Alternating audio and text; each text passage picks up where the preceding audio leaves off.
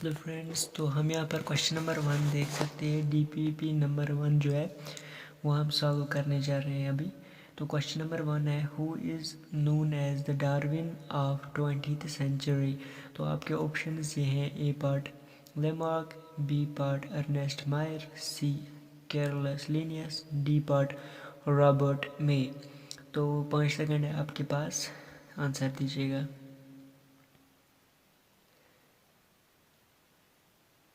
चलिए काउंटडाउन ख़त्म हुआ, अब इसका आंसर देख लेते हैं। इसका आंसर है बी पार्ट अर्नेस्ट मायर। तो अर्नेस्ट मायर इसका सही आंसर है। तो इसके बाद देखते हैं क्वेश्चन नंबर 2 क्या है। क्वेश्चन नंबर 2 है, 12 characteristics of growth are defined by. A part है इसका option increase in mass, B part increase in number, C part both A and B, D part none. आपके पास फिर से मैं 3 सेकंड दे रहा हूँ, नहीं 5 सेकंड दे रहा हूँ, तो आंसर बता दीजिए मुझे।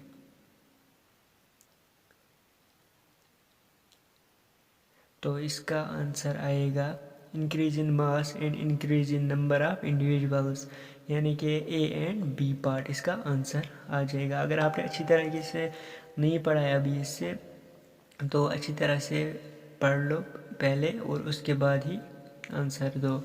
तो चलिए तीसरा क्वेश्चन यहाँ पर देख लेते हैं। तो थर्ड वाला क्वेश्चन जो है वो है, growth in living organism is. वो क्या है, growth in living organism is. A part है increasing layer over surface, B part है रिजल्टिंग ऑफ सक्सेसफुल मेटाबॉलिज्म, और सी पार्ट है increase in protoplasmic content, and D part है both B and C. तो इसका आंसर दे दीजिए comment box में, इसका आंसर लिख लीजिए। तो आपके पास है फिर से 5 सेकेंड। तो अब इसका आंसर देख लेते हैं। इसका आंसर भी आता है D part both B and C, यानी कि result of successful metabolism and increase in protoplasmic content.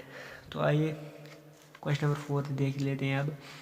Question number 4 में क्या है, क्वेश्चन नंबर 4 में which of the following does not grow, which of the following does not grow. तो पहला option जो है वो है अमीबा, दूसरा yeast, C part dead body, D part planaria. तो इनमें देख लीजिए कौन सा जो है, कौन सा ऑप्शन जो है वो जो ग्रो नहीं करता हो। तो अमीबा है, यीस्ट है, डेड बॉडी है, प्लानेरिया है, इनमें से देख लीजिए खुद ही। 5 सेकंड है आपके पास। चलिए वो है C part dead body grow नहीं करती। तो इसके बाद देख लीजिए question number 5, growth cannot be taken as defining property of living organism because a part all living organisms do not show growth, b part non-living things also grow from the inside, c part non-living things also grow, d part some living organisms do not show reproduction process। तो इसका answer जो आएगा वो आएगा C part non living things also grow. तो वो सभी को पता है। अगर आपने अच्छी तरह से कंसेप्ट अभी क्लियर नहीं किया है तो पहले जाकर एनसीईआरटी पढ़ लो। ये सब एनसीईआरटी बेस्ड है, मतलब एनसीईआरटी से मैंने ये निकाला है। तो एनसीईआरटी अच्छी तरह से देख लो, उसमें कंसेप्ट अच्छी तरह से याद कर लो, फिर यहाँ पर आ जाओ और क्वेश्चन सॉल्व करो। और उसके बाद आता है क्वेश्चन नंबर 6। तो क्वेश्चन नंबर 6 में क्या है, the sum total of chemical reactions occurring in our body is called. A part है metabolism, B part homeostasis, and C part catabolism, D part anabolism. तो इसका आंसर भी देख लीजिए, 5 सेकेंड्स आपके पास।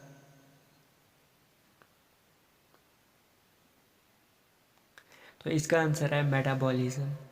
और इसके बाद देख लेते हैं, ये कमेंट में लिख लेना है इसका आंसर। और क्वेश्चन नंबर 7 पर आ जाते हैं। तो ये क्या कहता है, विच of the following organisms growth is synonymous with reproduction.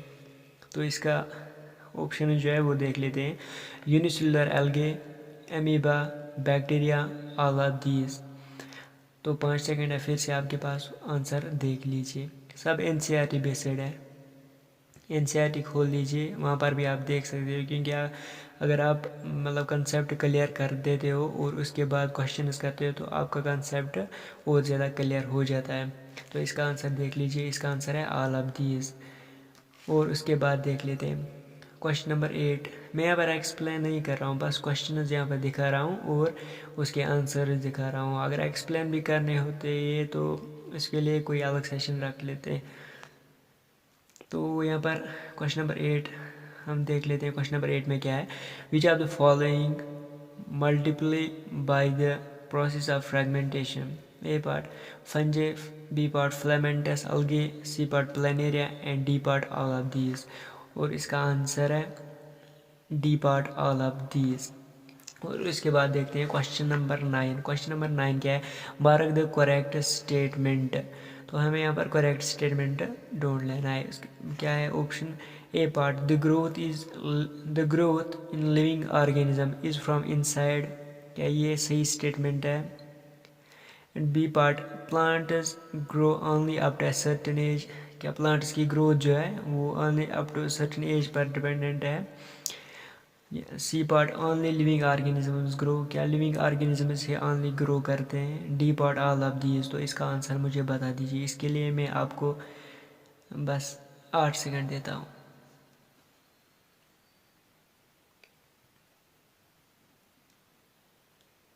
Time up. तो यहाँ पर टाइम अप हुआ और आंसर देख लेते हैं। The growth in living organism is from inside.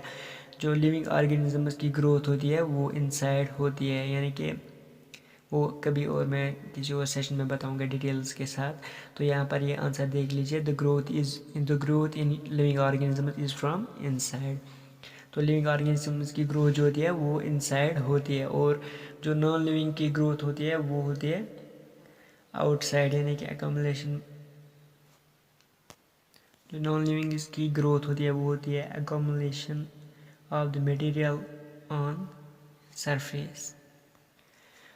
तो यहाँ पर क्वेश्चन नंबर 10 देख लेते हैं। अगर ये समझ में नहीं आता होगा तो पहले मैंने बता दिया है, पहले जाकर NCERT अच्छी तरीके से पढ़ो, अच्छी तरह से मतलब कंसेप्ट क्लियर करो और उसके बाद ये क्वेश्चन सॉल्व करो। और अगर फिर भी सॉल्व नहीं हुए तो कमेंट में कह दो, तो मैं अच्छी तरह से आपको ये समझा दूँगा। तो इसके बाद क्वेश्चन नंबर 10 है, ये DPP1 जो है ये आधा ही मैंने अभी बनाया, दूसरा वाला हिस्सा जो है इसके अभी 15 क्वेश्चंस है। वो 15 क्वेश्चंस मैं दूसरी वीडियो में आपके लिए लाऊंगा। तो यहाँ पर क्वेश्चन नंबर 10 हम सॉल्व कर लेते हैं। क्वेश्चन नंबर 10 में क्या है, the growth and reproduction are mutually exclusive events in. तो ये याद रख लेना क्योंकि ये बहुत बार आया है। The growth and reproduction are mutually exclusive events in. A part है only plants only, B part animals only, C part hair animals and plants and D part क्या है, डी पार्ट लोअर ऑर्गेनिजम्स। तो ये क्या है, ये है higher plants and animals, और हेयर प्लांट्स एंड एनिमल्स। इसका आंसर है हेयर प्लांट्स एंड एनिमल्स। इनमें क्या होता है, the growth and reproduction are mutually exclusive events in higher animals and plants. तो ये इसका आप स्क्रीनशॉट भी उठा सकते हो, ये मैं आपको यहाँ पर दिखा देता हूँ। या फिर मैं ये टेलीग्राम ग्रुप में भी दूंगा। ऐसे ही टेलीग्राम ग्रुप में मैं स्क्रीनशॉट रखूँगा, तो टेलीग्राम ग्रुप की लिंक जो है वो मैं डिस्क्रिप्शन में डाल रहा हूँ। और अगर वीडियो पसंद आया होगा तो वीडियो को लाइक कर देना और शेयर कर देना, क्योंकि सब बच्चों को ज़रूरत है इसकी। यहाँ पर ये क्वेश्चंस मैं रेगुलरली डालूँगा, हर रोज़ मैं यहाँ पर एक एक वीडियो और एक एक DPP यहाँ पर दूंगा आपको, चैप्टर वाइज या फिर टॉपिक वाइज भी होगा तो टॉपिक वाइज भी दूंगा। तो इस चैनल को अगर सब्सक्राइब नहीं किया अभी तक तो वो सब्सक्राइब कर लीजिए हमारे चैनल को, क्योंकि ये आपकी चैनल है। हम यहाँ पर एक दूसरे की हेल्प करेंगे, और क्या, और कुछ नहीं हम यहाँ पर कर सकते हैं। तो चलिए आज का वीडियो यहीं पर समाप्त कर लेते हैं। Thank you for watching.